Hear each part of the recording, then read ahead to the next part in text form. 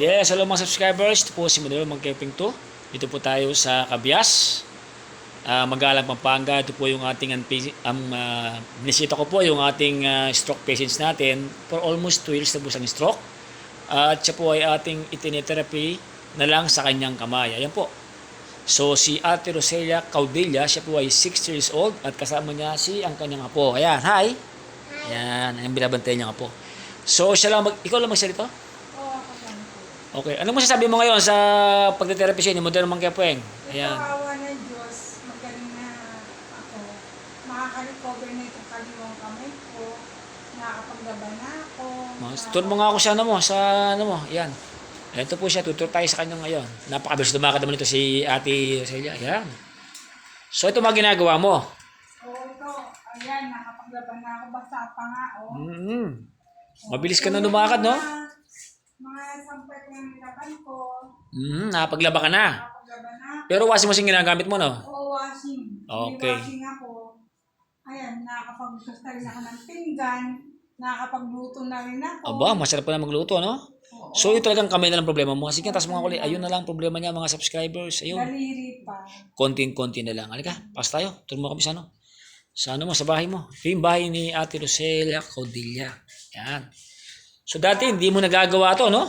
Oo, nakakapagwalis-walis na rin ako. Kahit punas-punas. Zoe, asan ka? Oh. Sabihan mo ng mga stroke patients natin dyan na bakit kailangan silang pa-therapy. Ayan. O, para ano kasi kailangan natin ng therapy. Kung halimbawa hindi ka nakakapagsalita, tuturuan ka nila kung paano. Tapos, alin yan, katulad niya nung ang paglalakad ko, hindi pa masyadong Dati, no? sulit. Oh. Tsaka salita mo. Mabilis, tsaka yung pagsalita ko. So, nakapag-charge ka na rin ngayon. Nakapag-charge ka na, no? Oo, nakapag-charge na. Wow, please ka. Nakapag-charge na rin siya. So, yun yung mga nagagawa mo ngayon. Bukod sa diferensya mo sa kaliwa mong kamay. No? So, paano kung gumaling pa yan? Oo naman. Ayan, so, gagaling yan. Kailangan din malakas ang loob mo. May paniniwala ka na gagaling ka. Kailangan may mindset ka. Kailangan nagkaroon ka rin ng confidence. Tsaka kay Lord,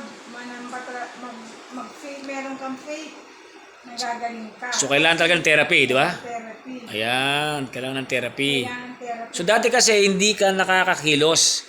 Hindi ka nakakapagsalita. Nakakapagsalita kaya Bulol, oo. Tsaka yung kilos mo mabagal. Nanghihina ka. mabagal. So, anong ginagawa mo pag walang therapy? Exercise.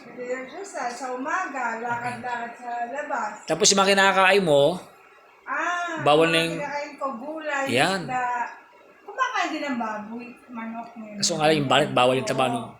Bawal ang mahangat, bawal ang matataba. So, te-therapy ka ngayon ng Modelo Mangkepueng. Oo. Sa yung kaliwang kamay na lang pala yan. So, mga subscriber po natin, ito po yung ating napalakad, process of recovery. Actually, naka-recover na siya. So, kamay na lang yung kanyang problema. Yung finger mo, di ba? Tingnan mo nga ulit. Yung finger mo, ayan. So, yung kamay mo gumagalaw ba? Hindi naman. So, yung... Gumagalaw din konti. konti na lang. So, kaliwa kasi. So, kumusta naman ang gamot mo? Kaya ang gamot mo? May mga gamot ka naman. Uminom ako ng gamot para sa high blood ko.